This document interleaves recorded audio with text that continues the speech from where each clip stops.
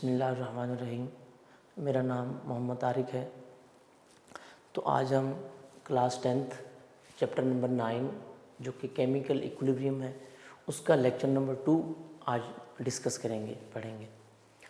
तो lecture number 2 में आज हमारा टॉपिक है लॉ ऑफ मास एक्शन। तो लॉ ऑफ मास एक्शन आज हम डिस्कस करते हैं कि ये क्या है। सबसे पहले तो पता होना चाहिए कि लॉ ऑफ मास एक्शन, क्योंकि ये एक लॉ है, किसने दिया, किस साइंटिस्ट ने दिया, तो उसका नाम हम यहाँ पर डिस्कस करते हैं। तो बेटा लॉ ऑफ मास एक्शन दो साइंटिस्ट थे।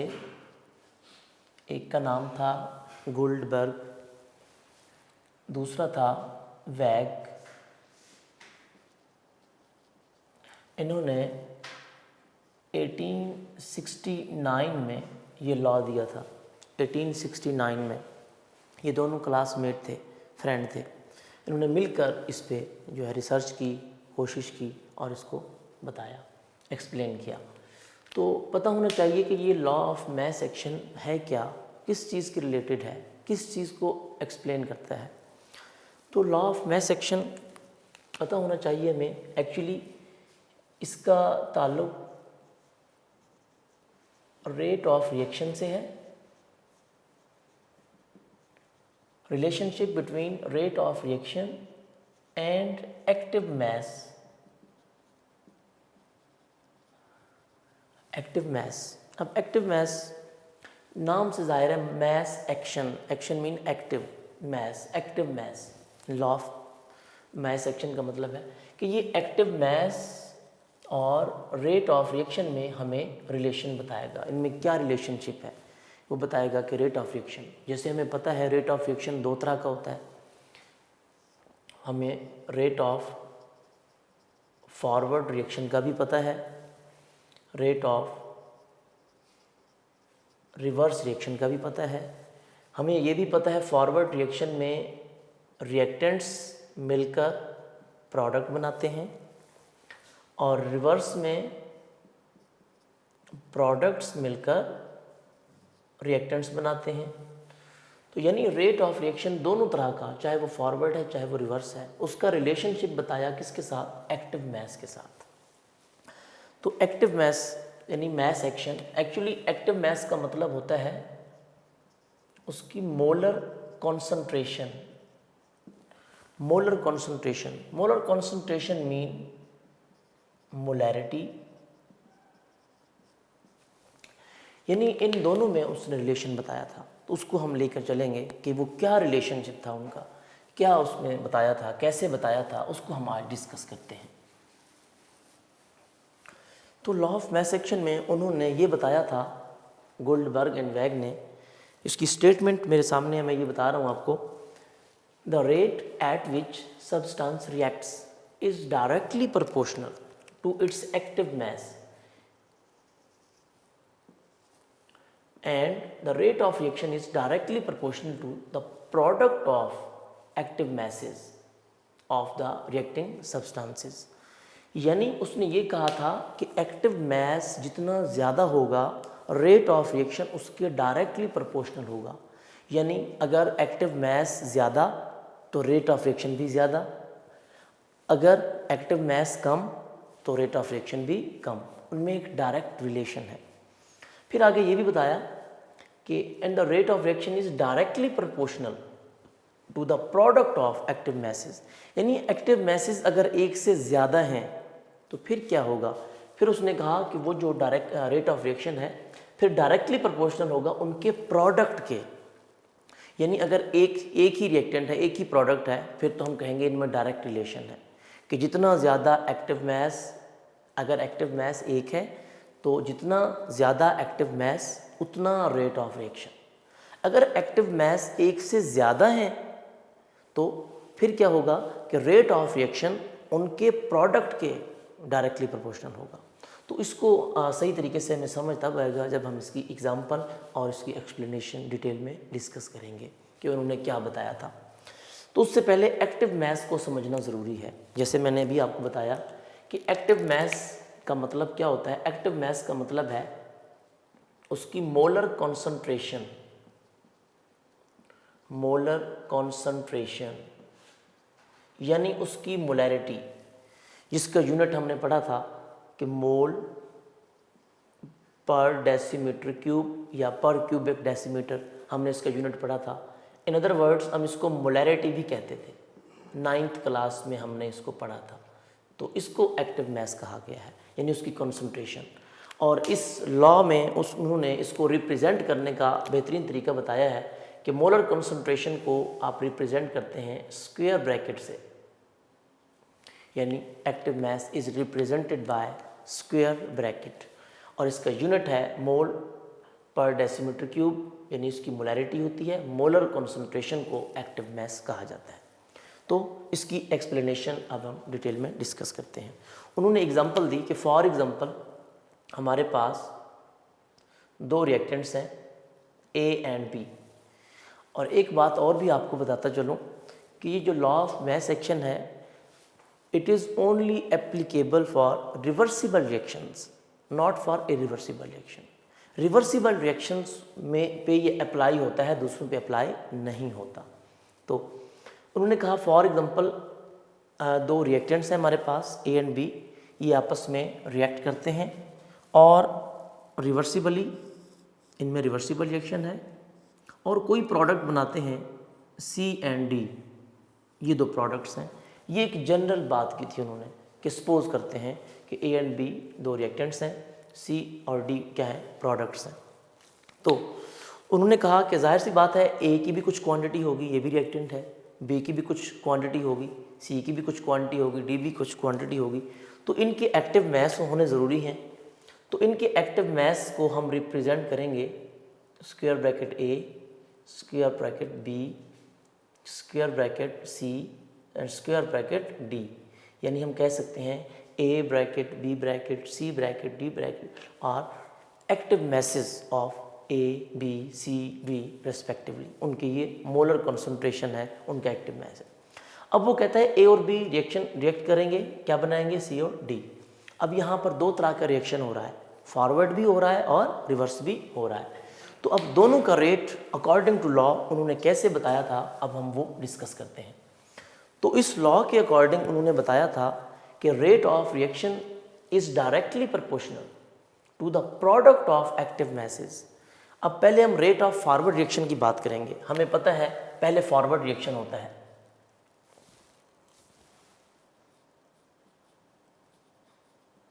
रेट ऑफ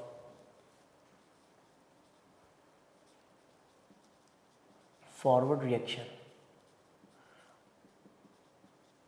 अब rate of forward reaction according to law, rate of reaction is directly proportional, यानी ये डायरेक्टली प्रोपोर्शनल होगा, ये डायरेक्टली प्रोपोर्शनल का साइन है, to the product of active masses. अब हमें पता है फॉरवर्ड रिएक्शन में रिएक्टेंट्स होते हैं, ये फॉरवर्ड के लिए हैं, ये रिवर्स के लिए हैं। तो फॉरवर्ड में दो एक्टिव मास हैं, एक ए है और एक बी है, तो हम इन दोनों का प्रोडक्ट लिखेंगे। यानी मैं लिखूंगा A square bracket into B square bracket. ये तो ये rate of forward reaction is directly proportional to the product of active masses of reacting substances. अभी स्टार्ट में रिएक्टेंट्स ए और बी हैं, ये इन दोनों का प्रोडक्ट होगा। सिमिलरली अगर हम बात करें रेट ऑफ रिवर्स की,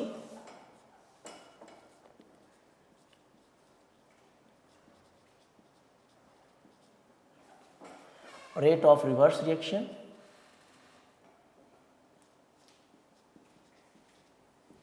ये भी सेम डायरेक्टली प्रोपोर्शनल होगा। अब रिवर्स रिएक्शन में हमारे पास प्रोडक्ट होते हैं, ये सी और डी हैं, इन दोनों का प्रोडक्ट लिखेंगे। ये लॉ था सी एंड डी। तो यानी according to law rate of reaction is directly proportional to the product of active masses. Rate of reaction is directly proportional to the product of active masses. Forward reaction में active masses A और B होंगे, reverse reaction में active masses C और D होंगे। इसको अब हम detail में डिस्कस करेंगे। अब ये दोनों लिखने के बाद अकॉर्डिंग टू लॉ हम इसको सॉल्व करना है। उन्होंने इसको सॉल्व किया जैसा कि हमें पता है। अच्छा, मैं इसको रेट ऑफ फॉरवर्ड रिएक्शन को सिंपली आर एफ लिख सकता हूँ, रेट ऑफ फॉरवर्ड रिएक्शन। ये उसको रिप्रेजेंट किया जा सकता है, इसका सिंबल है। रेट ऑफ फॉरवर्ड रिएक्शन हमें पता है, प्रोपोर्शन का साइन हटाकर हम इक्वल का साइन लगाते हैं और फिर कोई कांस्टेंट लगाते हैं। वो कांस्टेंट हमने लगाना है के, स्मॉल के लगाना है, कैपिटल के नहीं लगाना। स्मॉल के के साथ एफ भी लिखना है कि ये फॉरवर्ड रिएक्शन का कांस्टेंट है, इनटू ए एंड बी। अब ये इसकी कैलकुलेशन है सिंपली, जैसे आप मैथ में पढ़ते हैं या आप फिजिक्स में पढ़ते हैं, सिंपल वो इसकी कैलकुलेशन है कि फॉरवर्ड रिएक्शन का रेट आ जाएगा equal K F A into B. Same here, rate of reverse reaction को हम रिप्रेजेंट करते हैं आर के साथ, स्मॉल आर लगा देते हैं, रिवर्स रिएक्शन।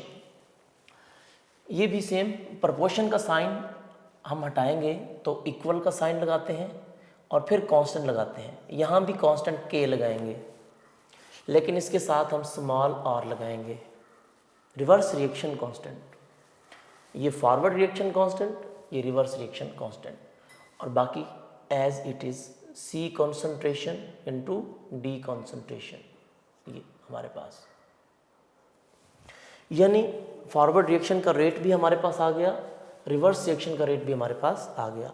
हमें पता है कि रिवर्सिबल रिएक्शन में क्या होता है कि at initial stage forward reaction का रेट फास्ट होता है, रिवर्स रिएक्शन का रेट स्लो होता है।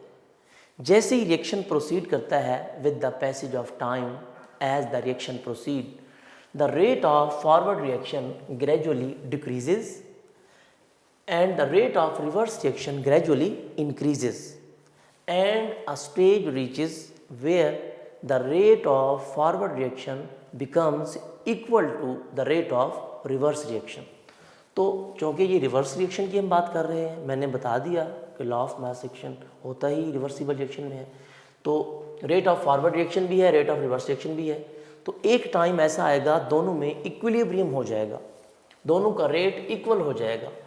तो मैं लिखता हूं एट इक्विलिब्रियम स्टेट,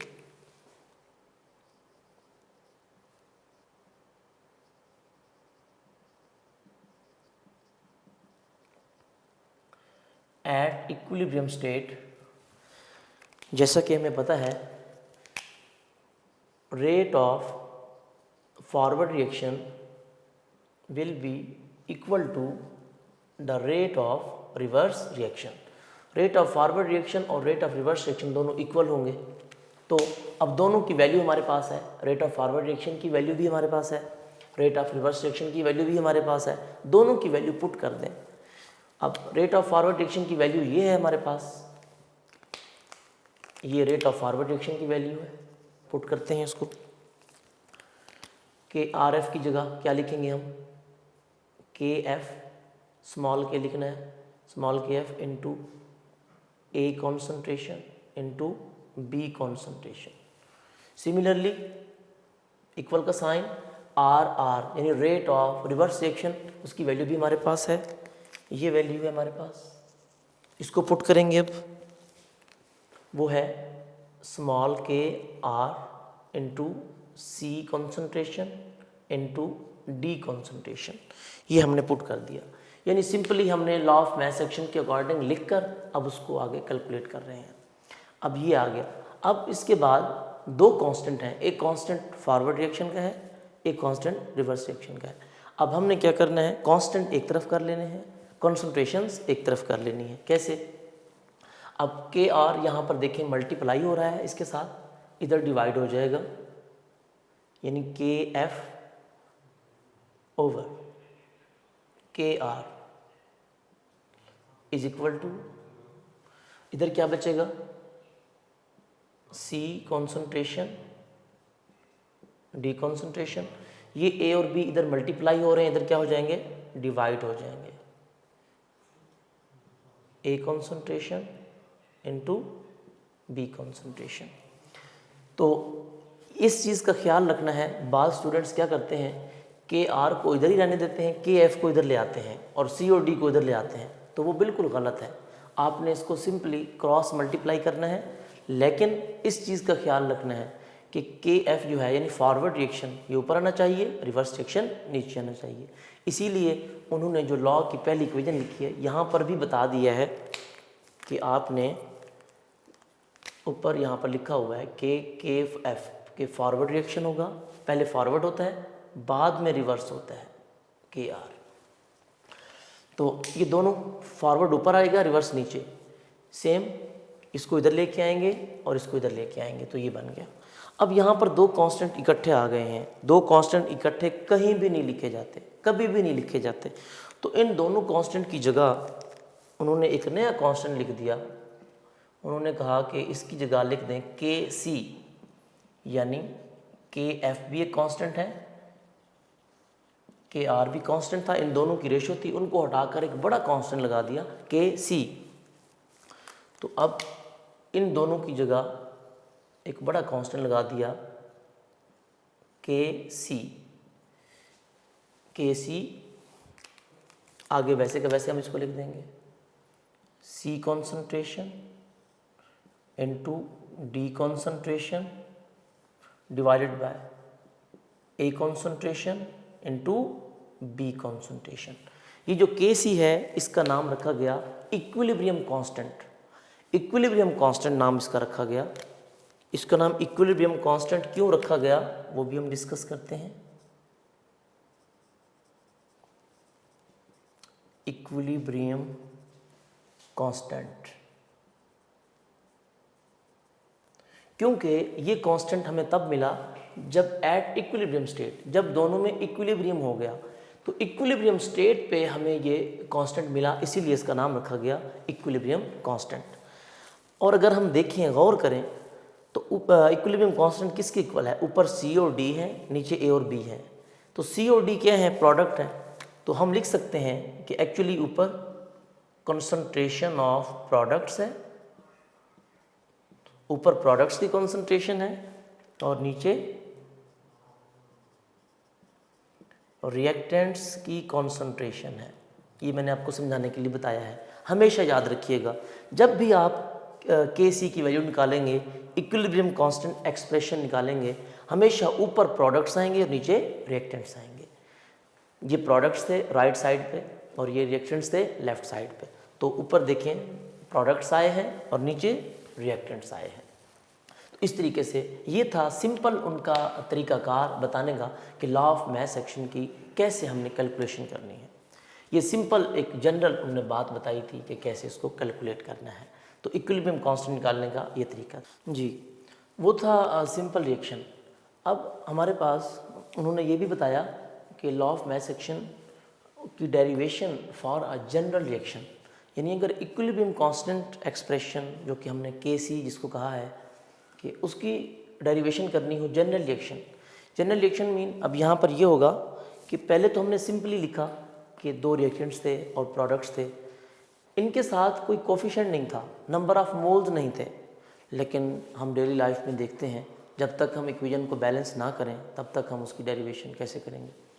जब तक बैलेंस ना करें तब तक हम उसको इक्वेशन नहीं लिखते। जैसे वो कहते हैं फॉर एग्जांपल ये एक इक्वेशन है कि हमने लिखा hydrogen and iodine reversible 2 hydrogen iodide. कहते हैं इस किस्म की इक्वेशन आ जाए तो उसको कैसे लिखेंगे? ये बात तो समझ में आती है। सपोज ये ए है, ये बी है, इसके साथ ये कोई सी है, प्रोडक्ट है, लेकिन इसके साथ ये जो कोफिशिएंट है इसका क्या करेंगे? इस किस्म की इक्वेशंस आ जाएं फिर क्या होगा? ज़रूरी तो नहीं कि सारी एग्जांपल्स सिंपल आ जाएं।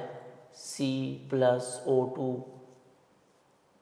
CO2 ये तो सिंपल है, इसमें कोई कोफिशिएंट नहीं है, इसको तो हम सिंपली इस तरीके से लिख सकते हैं। लेकिन अगर इस तरह की इक्वेशन आ जाए जिसमें कोई कोफिशिएंट आ जाए, बैलेंस करने के लिए कोई नंबर लगाना पड़ जाए, 2, 3 और मोर कोई भी नंबर हो, उसको फिर कैसे लिखेंगे? तो उसको लिखने का तरीकाकार भी उन्होंने डिटेल में समझाया है, बताया है कि जनरल रिएक्शन भी कोई आ जाते हैं जिनके साथ कोफिशिएंट लगे होते हैं, जिनके साथ कोई कोफिशिएंट होता है, उसको कैसे लिखेंगे? सपोज उन्होंने कहा कि ए के साथ कोई कोफिशिएंट स्मॉल ए है, सपोज कर लिया, बी के साथ भी कोई कोफिशिएंट है स्मॉल बी, सी के साथ कोई कोफिशिएंट है स्मॉल सी, डी के साथ कोई कोफिशिएंट है स्मॉल डी। तो इसको कैसे लिखेंगे, इसकी डेरिवेशन कैसे करेंगे? तो इसका तरीकाकार भी बेटा बिल्कुल सेम है जैसा कि हमने पहले डिस्कस किया according to law of mass action. थोड़ा सा इसमें सिर्फ चेंज है। वो क्या? वो कहता है कि बिल्कुल सेम उसी तरीकेकार से हम इसको लिखेंगे। जैसे मैंने लिखा कि rate of forward reaction, rate of forward reaction directly proportional होगा किसके? प्रोडक्ट ऑफ एक्टिव मैसेज के। लेकिन ये जो इसके साथ कोफिशिएंट हैं, यहाँ पर हम बात कर सकते हैं कि स्मॉल ए, स्मॉल बी और इधर है स्मॉल सी और स्मॉल डी, जिनको हमने कोफिशिएंट्स कहा है, ये क्या है? Actually these are number of moles, number of moles, ये नंबर ऑफ मोल्स हैं। यानी ए के साथ जो भी कोफिशिएंट होगा हम कहेंगे ये उतने नंबर ऑफ मोल्स हैं। बी के साथ जो है, सी के साथ, डी के साथ जो भी कोफिशिएंट होगा वो नंबर ऑफ मोल्स को शो कर रहा होता है। तो ये नंबर ऑफ मोल्स हैं और इनकी कॉन्सेंट्रेशन हमें पता है। ए की कॉन्सेंट्रेशन ए ब्रैकेट, बी की कॉन्सेंट्रेशन बी ब्रैकेट, सी की कॉन्सेंट्रेशन सी ब्रैकेट, डी की कॉन्सेंट्रेशन डी ब्रैकेट। ये उसकी मोलर कॉन्सेंट्रेशन है, ये मोलर कॉन्सेंट्रेशंस हैं और ये उसके नंबर ऑफ मोल्स हैं। कहते हैं इसको लिखने का तरीकाकार सेम है जैसे कि लॉ ऑफ मैस एक्शन है। Rate of forward reaction directly proportional होगा किसके? A bracket and B bracket, यानी A concentration and B concentration, active masses का प्रोडक्ट। लेकिन जो नंबर ऑफ मोल्स हैं इनको हम पावर में लिखेंगे, raised to the power of coefficient या raised to the equal number of moles. जो कोफिशिएंट है ये ए कोफिशिएंट है, बी सी डी, इनको पावर में लिखा जाएगा। इनको रेज करके स्मॉल ए को ए की पावर में लिखेंगे, स्मॉल बी को बी की पावर में लिखेंगे, स्मॉल सी को सी की पावर में लिखेंगे, स्मॉल डी को डी की पावर में। कैसे? ए के ऊपर अब स्मॉल ए, बी के ऊपर स्मॉल बी, बस ये चेंज है। बाकी सारा सेम है जैसे मैंने आपको पहले बताया है। सेम इधर भी हम लिखते हैं, जैसे हमने फॉरवर्ड रिएक्शन का रेट लिखा, अब रिवर्स का भी लिखते हैं। रेट ऑफ रिवर्स रिएक्शन भी डायरेक्टली प्रोपोर्शनल किसके? सी ओ डी, ये आपने लिख दिया सी कॉन्सेंट्रेशन इनटू डी कॉन्सेंट्रेशन। सी के साथ स्मॉल सी है, इसको पावर में लिख दें। डी के साथ स्मॉल डी है, इसको भी पावर में लिख दें। ये ख्याल करना है, बस ये चेंज है। यानी इसकी स्टेटमेंट में भी फिर यही आपने चेंज करना है, बाकी सेम रहेगा कि rate of reaction is directly proportional to the product of active masses of reacting substances raised to the power equal to number of moles या raised to the power of coefficient. यानी जो उसकी power, जो उसकी coefficient होगी उसको उठाकर उसकी पावर में लिख दें, कोफिशिएंट को नंबर ऑफ मोल्स बना दें और पावर में लिख दें। जो कोफिशिएंट होते हैं एक्चुअली वो नंबर ऑफ मोल्स होते हैं। तो ये हमारे पास सेम आ गया, सिर्फ पावर में कोफिशिएंट को पावर में लिख दिया, बाकी कोई चेंजिंग नहीं करनी। सेम इसकी अब कैलकुलेशन है, वैसे ही लिखेंगे जैसे हमने पहले की है। प्रोपोर्शनल का साइन हटाकर इक्वल का साइन और कांस्टेंट, यहाँ पर भी सेम कांस्टेंट के एफ जैसे हमने पहले लिखा था, बी के ऊपर स्मॉल बी, ए के ऊपर small A. Same here rate of reverse reaction, proportion का साइन हटाकर इक्वल का साइन और के और कांस्टेंट लगाएंगे, रिवर्स रिएक्शन कांस्टेंट। सी के ऊपर स्मॉल सी, डी के ऊपर स्मॉल डी, बाकी सेम। ये रेट ऑफ फॉरवर्ड रिएक्शन भी आ गया और रेट ऑफ रिवर्स रिएक्शन भी आ गया। हमें पता है जब फॉरवर्ड रिएक्शन भी आ जाए, रिवर्स रिएक्शन भी आ जाए, उसको हम बोलते हैं रिवर्सिबल रिएक्शन। और रिवर्सिबल रिएक्शन में डायनामिक इक्विलिब्रियम लाजमी होता है, लाजमी इस्टेब्लिश होता है।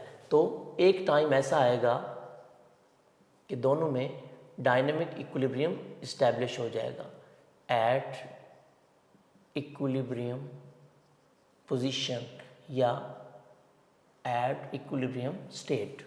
इक्विलिब्रियम स्टेट पे क्या होगा, दोनों का रेट इक्वल हो जाएगा, यानी rate of forward reaction rate of forward reaction becomes equal to rate of reverse reaction। दोनों का रेट इक्वल हो जाएगा। तो जब दोनों का रेट इक्वल हो जाएगा, अब दोनों की वैल्यूज़ पुट कर दें। आर एफ यानी रेट ऑफ फॉरवर्ड रिएक्शन की वैल्यू हमारे पास ऑलरेडी है, जो कि ये है, इसको लिखें। ये आएगा जी रेट ऑफ फॉरवर्ड रिएक्शन में हमारे पास K F into A concentration power में ए, बी कॉन्सेंट्रेशन पावर में B is equal to rate of reverse reaction. इसकी वैल्यू भी हमारे पास ये मौजूद है, ये वैल्यू है रेट ऑफ रिवर्स रिएक्शन की, इसको लिखें। ये हमारे पास आएगा के आर सी कॉन्सेंट्रेशन के ऊपर स्मॉल सी, डी कॉन्सेंट्रेशन के ऊपर स्मॉल डी। ये हमने वैल्यू पुट कर दी। अब सेम कैलकुलेशन कांस्टेंट को एक तरफ कर लें, कॉन्सेंट्रेशन को एक तरफ कर लें, जैसे हमने पहले किया था। कैसे? मैंने आपको पहले भी बताया था, आपने इसको क्रॉस मल्टीप्लाई इस तरीके से करना है, क्रॉस एक्सचेंज करना है। इसको इधर लेके आना है और इसको इधर लेके आना है। ये मैंने समझा दिया, ठीक है। फॉरवर्ड रिएक्शन हमेशा ऊपर आएगा। तो के एफ ओवर के आर यहाँ मल्टीप्लाई हो रहा था, इधर डिवाइड, इज इक्वल टू यहाँ पे क्या बचा, C concentration power C, D concentration power D, divided by ये ए और बी वहाँ मल्टीप्लाई हो रहे थे, इधर डिवाइड हो जाएंगे। A concentration power A, B concentration power B. हमें पता है ये दो कांस्टेंट हैं, दो कांस्टेंट की रेशियो है जो कि स्पेसिफिक कांस्टेंट है। एक फॉरवर्ड रिएक्शन कांस्टेंट है, एक रिवर्स रिएक्शन कांस्टेंट है। इनको हटाकर हम एक और कांस्टेंट, बड़ा कांस्टेंट लगाते हैं के, ये भी कांस्टेंट है। सी से कांस्टेंट के एक सिंबल है उसका। इक्विलिब्रियम पोजीशन पे एक कांस्टेंट हमारे पास आ गया, तो हमारे पास उसकी जो डेरिवेशन आ जाएगी, C concentration power C, D concentration power D, divided by A concentration power A, B concentration power B.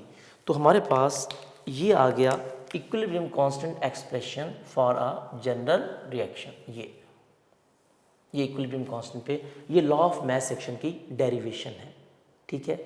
तो इस तरीके से हमने इनके according to law of mass action देखा। जो स्टेटमेंट थी हमने उसी को फॉलो किया कि जो रेट ऑफ रिएक्शन होता है वो डायरेक्टली प्रोपोर्शनल होता है एक्टिव मास के। अगर एक एक्टिव मास हो, लेकिन हमारे पास एक्टिव मास इधर भी दो हैं, इधर भी दो हैं, फॉरवर्ड में भी दो हैं, रिवर्स में भी दो हैं, तो directly proportional to the product of active masses, उनका प्रोडक्ट लेना है, यानी उनको मल्टीप्लाई करना है। तो रेट ऑफ रिएक्शन दो तरह का होता है, forward reaction, reverse reaction. Rate of forward में हमेशा हम रिएक्टेंट्स को मल्टीप्लाई करेंगे, रेट ऑफ रिवर्स में हमेशा हम प्रोडक्ट्स को मल्टीप्लाई करेंगे। तो बाकी उसके आगे प्रोपोर्शन का साइन हटा के इक्वल और कांस्टेंट सेम हेयर। फिर इक्विलिब्रियम पोजीशन पे आ जाएंगे, क्योंकि फॉरवर्ड रिएक्शन का रेट भी होता है, रिवर्स का भी होता है। दोनों का रेट जब इक्वल होता है तो डायनामिक इक्विलिब्रियम इस्टेब्लिश होता है। तो वहाँ पर फॉरवर्ड रिएक्शन का रेट और रिवर्स रिएक्शन का रेट इक्वल होते हैं। वहाँ पर हम उनकी वैल्यू पुट करके उसकी डेरिवेशन करके कैलकुलेशन निकाल लेते हैं। तो ये तो था लॉ ऑफ मास एक्शन, इसकी एक्सप्लेनेशन। अब हम इसकी डिफरेंट एग्जांपल्स भी एक्सप्लेन करते हैं। मैं आपको एक एग्जांपल करके दिखाता हूँ, बाकी एग्जांपल्स आपको दे दूँगा, आप सेल्फ असेसमेंट के तौर पे उसको घर में बैठ के प्रैक्टिस करेंगे। तो उसमें मैं आपके सामने एक इक्वेशन लिखता हूँ, जिसकी फिर आगे हम डेरिवेशन करेंगे according to law of mass action. तो हमारे पास कोई भी आप केमिकल रिएक्शन लें जिसमें रिवर्सिबल रिएक्शन होता है, आप उसकी डेरिवेशन लिख सकते हैं इजीली। अब मैं यहाँ पर पहली एग्जांपल लिखता हूँ। अब उसकी एग्जांपल्स हम डिस्कस करने लगे हैं। एग्जांपल नंबर 1 है मेरे पास।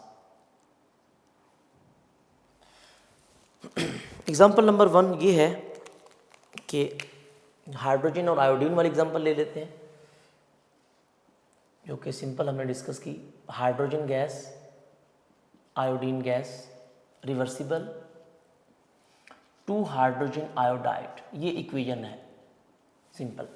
कहा जाता है आपको कि इसका इक्विलिब्रियम कांस्टेंट एक्सप्रेशन डिराइव करें, derive the equilibrium constant expression of the following equation of the given equation. ये इक्वेशन है, आपने इसमें इक्विलिब्रियम कांस्टेंट की वैल्यू निकालनी है। अब इक्विलिब्रियम कांस्टेंट का हमें पता होना चाहिए, व्हाट इज इक्विलिब्रियम कांस्टेंट, के सी, यानी आपने के सी की वैल्यू निकालनी है। ये है हमारे पास इक्विलिब्रियम कांस्टेंट। के सी की वैल्यू निकालने को कहा जाता है इक्विलिब्रियम कांस्टेंट, याद रखना। अब हमारे पास हाइड्रोजन और आयोडीन मिलकर हाइड्रोजन आयोडाइड बना रहे हैं। अब इसमें के सी की वैल्यू निकालनी है, डायरेक्ट नहीं निकालनी, वैल्यू डायरेक्ट नहीं निकालनी, step by step forward reaction बनाना है, उसका रिवर्स बनाना है, इक्वल रख के दोनों को, फिर आपने के सी की वैल्यू निकालनी है। According to law of mass action में उसी को फॉलो करूँगा। सबसे पहला काम क्या करना है, इसका रेट ऑफ फॉरवर्ड रिएक्शन लिख लें। फॉरवर्ड रिएक्शन में क्या है, हाइड्रोजन और आयोडीन, आप लिखेंगे rate of forward reaction directly proportional hydrogen और आयोडीन H2 into I2। ये अच्छा, इसमें ये ख्याल करना है कि ये जो 2 लिखा हुआ है इसको पावर में नहीं लिखना। जैसे यहाँ पर हमने A लिखा हुआ था, A को पावर में लिख दिया था, वो कोफिशिएंट होता है जिसको पावर में लिखते हैं। ये कोफिशिएंट नहीं है, ये भी कोफिशिएंट नहीं है, ये मॉलिक्यूल है। कोफिशिएंट वो होता है जो आपके सिंबल के शुरू में लिखा होता है। यानी रेट ऑफ फॉरवर्ड रिएक्शन लिख दिया। अब रेट ऑफ रिवर्स रिएक्शन लिखें। रेट ऑफ रिवर्स रिएक्शन भी डायरेक्टली प्रोपोर्शनल होगा। ख्याल करना है, जो चीज़ पहले हो ना आपके पास लेफ्ट साइड पे, वो फॉरवर्ड होगी हमेशा। जो चीज़ लेफ्ट साइड पे लिखी होगी वो फॉरवर्ड में आएगी, जो चीज़ राइट साइड पे लिखी होगी वो रिवर्स में आएगी। लेफ्ट साइड पे चाहे एक चीज़ हो चाहे 2 चीज़ें हों, वो फॉरवर्ड में आएंगे। राइट साइड पे चाहे एक चीज़ हो चाहे 2 चीज़ें हों, रिवर्स में आएंगी। तो RF rate of forward reaction, और रेट ऑफ रिवर्स में क्या होगा, हाइड्रोजन आयोडाइड। अब इसका ये जो 2 है ना, ये कोफिशिएंट है, ये मॉलिक्यूल नहीं है। इसको पावर में लिखना है। कैसे, अब मैं लिखूंगा हाइड्रोजन आयोडाइड 2 पावर में लिखूंगा। अगर आपने इसको 2 ब्रैकेट में ऐसे लिख दिया, 2HI लिख दिया, ऐसे लिख दिया, एब्सोल्युटली रॉन्ग, ये बिल्कुल गलत होगा। इस चीज़ का ख्याल करना है, जो कि अक्सर स्टूडेंट्स ये मिस्टेक करते हैं। इस बात का ख्याल रखना है। कोफिशिएंट हमेशा पावर में लिखा जाता है, और ये मॉलिक्यूल है, कोफिशिएंट हमेशा शुरू में होता है। तो इस तरह नहीं लिखना, आपने इसको पावर में लिखना है। खैर, इसको भी 2-3 एग्जांपल्स दूंगा आपको इस तरह की, आपको क्लियर हो जाएगा। तो इस तरह लिखने के बाद आपने सेम जैसे मैंने आपको बताया, इसको भी सॉल्व कर लें। Rate of forward reaction, proportion का साइन हटाएंगे, इक्वल का साइन, और कांस्टेंट क्या आएगा, KF, क्योंकि ये फॉरवर्ड रिएक्शन है। Same H2 and I2, rate of forward reaction निकाल लिया। अब सेम इसको सॉल्व करें। रेट ऑफ रिवर्स, यहाँ भी इक्वल का साइन और कांस्टेंट लगाएंगे, रिवर्स रिएक्शन कांस्टेंट KR, बाकी वैसे का वैसा HI। ठीक है, अब फॉरवर्ड रिएक्शन भी आ गया, इसको मैं ब्रैकेट में लिख देता हूँ बॉक्स में ताकि समझ आ जाए। रिवर्स रिएक्शन भी आ गया। अब क्या करेंगे, एट इक्विलिब्रियम, इक्विलिब्रियम स्टेट पे क्या होगा, एट इक्विलिब्रियम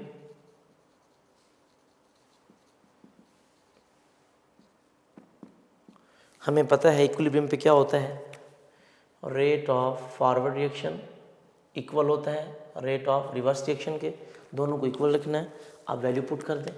RF की वैल्यू क्या है, KF into H2 into I2 is equal to, rate of reverse reaction की वैल्यू क्या है हमारे पास, KR into HI square, bracket के ऊपर 2 लगा देंगे।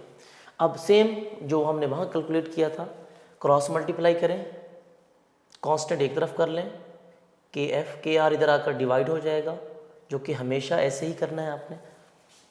इधर बचेगा बाकी हाइड्रोजन आयोडाइड, इसको HI बोलते हैं, ऊपर स्क्वायर डिवाइडेड बाय, ये वैल्यू मल्टीप्लाई हो रही है, इधर डिवाइड हो जाएगी, हाइड्रोजन इनटू आयोडीन, ये आ गया। हमें पता है इसको हटाकर हम क्या लगाते हैं, Kc, जैसे यहाँ पर लगाया था हमने, इसको हटाकर वो दो कांस्टेंट है, hydrogen iodide square divided by H2 and I2, तो ये Kc की वैल्यू आ गई। This is equilibrium constant expression.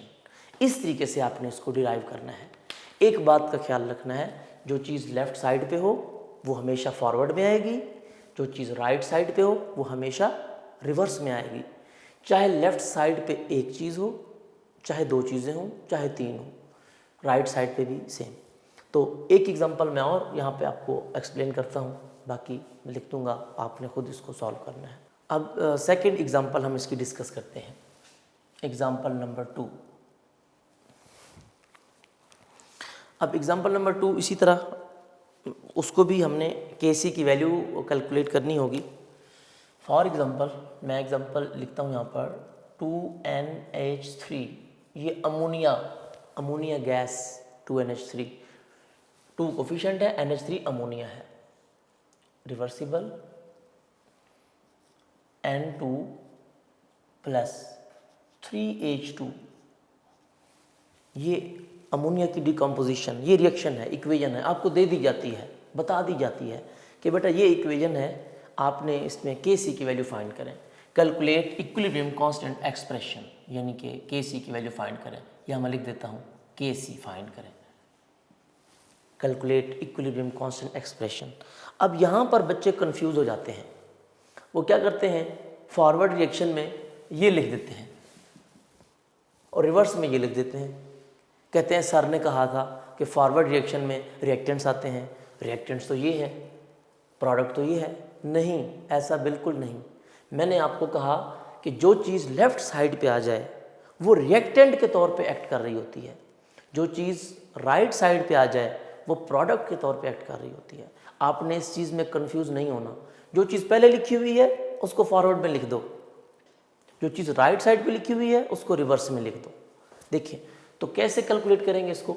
सबसे पहले फॉरवर्ड रिएक्शन होता है, मैं यहाँ पे लिखूँगा rate of forward reaction directly proportional किसके होगा, NH3 ब्रैकेट, क्योंकि ये 2 कोफिशिएंट है, ये पावर में लिखा जाएगा, 2 पावर में लिख देंगे। ये फॉरवर्ड रिएक्शन मैंने आपको पहले भी कहा, अगर इसको आपने ब्रैकेट में लिख दिया तो गलत हो जाएगा, क्योंकि ये कोफिशिएंट है। फॉरवर्ड रिएक्शन हो गया, अब रिवर्स रिएक्शन पे आ जाए। अच्छा, आपने एक बात और भी ध्यान में रखनी है, F का मतलब होता है फॉरवर्ड, F का मतलब होता है फर्स्ट, यानी जो फर्स्ट टाइम लिखा हो वो लेफ्ट पे लिखा होता है। पहले फर्स्ट पे लिखते हैं, लेफ्ट वाली चीज़ लिखते हैं ना, फर्स्ट पे जो चीज़ लिखी है वो फॉरवर्ड में आएगी। जो राइट साइड पे चीज़ लिखी है वो रिवर्स, R से राइट, R से रिवर्स, इस चीज़ को याद रखना है। R से राइट भी, रिवर्स भी। तो राइट साइड पे क्या लिखा हुआ है मेरे पास, नाइट्रोजन और हाइड्रोजन, ये रेट ऑफ रिवर्स में आ जाएंगे, रेट ऑफ रिवर्स रिएक्शन। इसको भी सेम डायरेक्टली प्रोपोर्शनल है, किसके, N2 ब्रैकेट में लिखना है, इसको ब्रैकेट में ही लिखना है क्योंकि ये कोफिशिएंट नहीं है। अच्छा, N2, अच्छा दरमियान में प्लस का साइन नहीं लगाना, ख्याल करना है। बाज़ बच्चे गलती कर जाते हैं कि दरमियान में प्लस का साइन भी लगा देते हैं, वो गलत है, बिल्कुल ख्याल करना है। तो N2 आपने लिखना है साथ H2। अब H2 के साथ जो 3 है ये कोफिशिएंट है, इसको आप पावर में लिखेंगे, ठीक है। इसमें 2 को पावर में लिखेंगे, इसमें 3 को, इसको पावर में नहीं लिखेंगे क्योंकि ये मॉलिक्यूल है। तो H2 के ऊपर 3 ये लिख दिया। अब आपके लिए आसान है, आपने अब फॉरवर्ड रिएक्शन को सॉल्व कर दें, इक्वल लगा के KF कांस्टेंट लगा दें, NH3 square, same rate of reverse reaction में प्रोपोर्शन की जगह इक्वल का साइन KR, बाकी वैसे N2 H2 पावर 3। अब फॉरवर्ड रिएक्शन भी आ गया, रिवर्स रिएक्शन भी आ गया, दोनों को इक्वल रख दें एट इक्विलिब्रियम पोजीशन। इक्विलिब्रियम पे क्या होगा, rate of forward reaction equal होगा रेट ऑफ रिवर्स रिएक्शन के। आर एफ की वैल्यू क्या है हमारे पास, K F into NH3 square, इसी तरह के आर इंटू N2 H2 की पावर 3, ठीक है, ये हमारे पास आ जाएगा। अब सेम क्रॉस मल्टीप्लाई, कांस्टेंट एक तरफ कर लें, के आर यहाँ मल्टीप्लाई हो रहा है, इधर डिवाइड हो जाएगा, ये मल्टीप्लाई और इधर डिवाइड हो जाएगा जैसे मैंने आपको बताया था। इधर बचेगा N2 H2 power 3 divided by NH3 power 2। हमें पता है, हम इसको हटाकर एक और कांस्टेंट लगाते हैं, दैट विल बी KC। अब बाकी वैसे का वैसा लिख दें, N2 H2 power 3 divided by NH3 power 2। तो ये हमारे पास क्या आ जाएगा, इक्विलिब्रियम कांस्टेंट एक्सप्रेशन आ गया, KC निकालने का तरीकाकार। तो आपने यही बात ध्यान में रखनी है कि जो चीज़ लेफ़्ट साइड पे लिखी हो उसको फॉरवर्ड में, जो चीज़ राइट साइड पे लिखी हो उसको रिवर्स में। फॉरवर्ड रिएक्शन का रेट भी लिख दें according to law of mass action, reverse reaction का रेट भी लिख दें according to law of mass action. दोनों को इक्वल लिखना है, फिर रेट ऑफ फॉरवर्ड और रिवर्स को इक्वल लिखना है, दोनों की वैल्यू पुट करके KC की वैल्यू निकाल लेनी है, ठीक है। ये दूसरी एग्जांपल। अब हम लास्ट एग्जांपल डिस्कस करते हैं जी। अब एक और हमारे पास एग्जांपल है जी 2SO3 सल्फर ट्राई ऑक्साइड नाम है इसका, और आगे लिखना है जी हमने 2SO2, ये sulphur dioxide plus oxygen gas O2। ये इक्वेशन है, कोई भी इक्वेशन है दे दी, चाहे आपको लेफ्ट साइड वाली चीज़ राइट साइड पे लिख के दे दे या राइट साइड वाली चीज़ लेफ्ट साइड पे लिख के दे दे, आपने कंफ्यूज नहीं होना। आपने वही बात ध्यान में रखनी है मेरी कि जो चीज़ लेफ्ट पे लिखी हुई है उसको हमेशा फॉरवर्ड में, जो राइट पे लिखी हुई है हमेशा रिवर्स में, फिर आपसे मिस्टेक नहीं होगी, ठीक है। अब देखें, सेम हमारे लिहाज से ये चीज़ फॉरवर्ड में आएगी और ये चीज़ रिवर्स में आएगी। क्यों, मैंने आपको बताया, F से फॉरवर्ड, F से फर्स्ट, जो फर्स्ट चीज़ है वो फॉरवर्ड है, R से राइट, R से रिवर्स, जो राइट पे लिखी हुई है वो रिवर्स में। सेम अब इसमें मैं ज़रा जल्दी में लिख देता हूँ कैसे, बाकी आपने प्रैक्टिस करनी है इसकी, कि rate of forward reaction directly proportional होगा किसके, SO3 के, जो 2 है साथ, ये कोफिशिएंट है, ये पावर में चला जाएगा, ठीक है। सेम अब रेट ऑफ रिवर्स रिएक्शन भी लिख देना है डायरेक्टली प्रोपोर्शनल। अब इसमें क्या है, दो चीज़ें हैं, एक SO2 भी है और O भी। SO2 मैंने आपको पहले बताया है, एक से ज़्यादा चीज़ें आ जाएं तो उनको मल्टीप्लाई करके लिखते हैं, जिसको बोलते हैं आप प्रोडक्ट, प्लस का साइन नहीं लगाते। SO2 के बाद ये जो 2 था ये कोफिशिएंट था, ये पावर में चला जाएगा, और इनटू O2, दरमियान में प्लस नहीं लगाना, मल्टीप्लाई करके लिखना है, ठीक है। अब सेम इसको भी सॉल्व कर दें, ये हमारे पास आ जाएगा KF SO3 पावर 2। इसको भी सॉल्व कर दें, rate of reverse reaction KR into SO2, बाकी वैसे का वैसे लिखते हैं, सिर्फ इक्वल का साइन और कांस्टेंट लगाते हैं। अब रेट ऑफ फॉरवर्ड भी आ गया, रेट ऑफ रिवर्स भी आ गया, दोनों आ गए, दोनों को इक्वल रख दें, rate of forward reaction will be equal to rate of reverse reaction at equilibrium state. तो RF की वैल्यू हमारे पास गिवन है, क्या है, KF SO3 square is equal to KR SO2 square into O2, ये हमारे पास आ गया। अब कांस्टेंट एक तरफ कर लें, KF over KR is equal to हमारे पास बचेगा SO2 O2 divided by SO3 2, यानी KR को इधर ले आएंगे, SO3 को इधर ले आएंगे, क्रॉस मल्टीप्लाई कर देंगे। हमें पता है इसको हटाकर हम क्या लगा सकते हैं KC, बाकी as it is divided by SO3, ये हमारे पास KC की वैल्यू आ जाएगी, इक्विलिब्रियम कांस्टेंट की वैल्यू आ जाएगी। अगर आपने तमाम इन इक्वेशंस में गौर किया हो, देखा हो, तो एट द एंड क्या होता है, जो प्रोडक्ट्स होते हैं वो ऊपर आ जाते हैं, जो रिएक्टेंट्स होते हैं वो नीचे आ जाते हैं। यहाँ पे देखें, ये रिएक्टेंट्स थे जो लेफ्ट साइड पे लिखे हुए थे, रिएक्टेंट्स थे, और ये क्या थे, प्रोडक्ट्स थे। तो एट द एंड प्रोडक्ट्स ऊपर आ जाते हैं, ये प्रोडक्ट्स ऊपर आ गए और रिएक्टेंट्स नीचे आ जाते हैं। सिर्फ उन्हीं बातों का ख्याल रखना है जो मैंने आपको बताई, कि एक तो कोफिशिएंट को ब्रैकेट में नहीं लिखना, उसको पावर में लिखना है, और दूसरा प्लस का साइन नहीं लगाना, उनको मल्टीप्लाई करके लिखना है। इस तरीके से इस चीज़ का ख्याल रखेंगे आप तो बिल्कुल आपको, ये बहुत ही इम्पॉर्टेंट बात जो मैंने आपको बताई है। इस तरह की जो डेरिवेशंस है एग्जांपल्स की, बोर्ड में हर साल, इस साल भी 2020 में जो फर्स्ट ग्रुप था और सेकंड था, उसमें इनकी डेरिवेशन पूछी गई थी।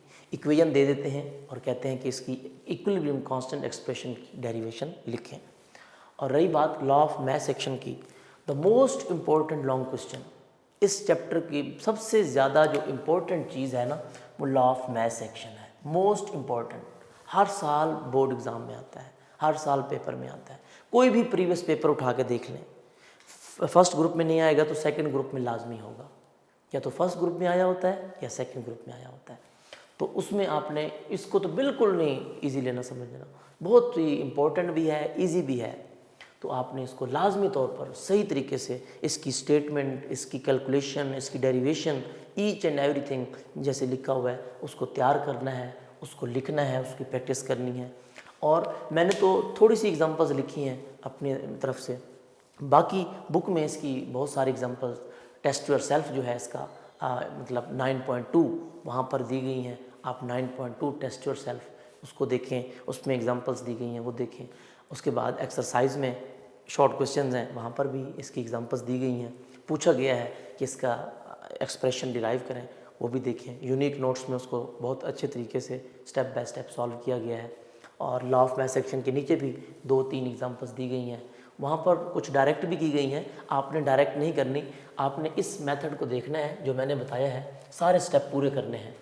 पहले फॉरवर्ड रिएक्शन का पूरा करें, फिर रिवर्स का पूरा करें, फिर दोनों को इक्वल रखें और KC की वैल्यू निकाल लें। इस तरीके से तो आज का हमारा जो टॉपिक था, तो बेटा ये इसकी प्रैक्टिस करनी है। और बाकी जैसे मैंने आपको ये डिराइव करके दिखाया है, इसकी प्रैक्टिस करें, 2 टाइम्स 3 टाइम्स एटलीस्ट इसकी प्रैक्टिस करें आप, इसकी डेरिवेशन की।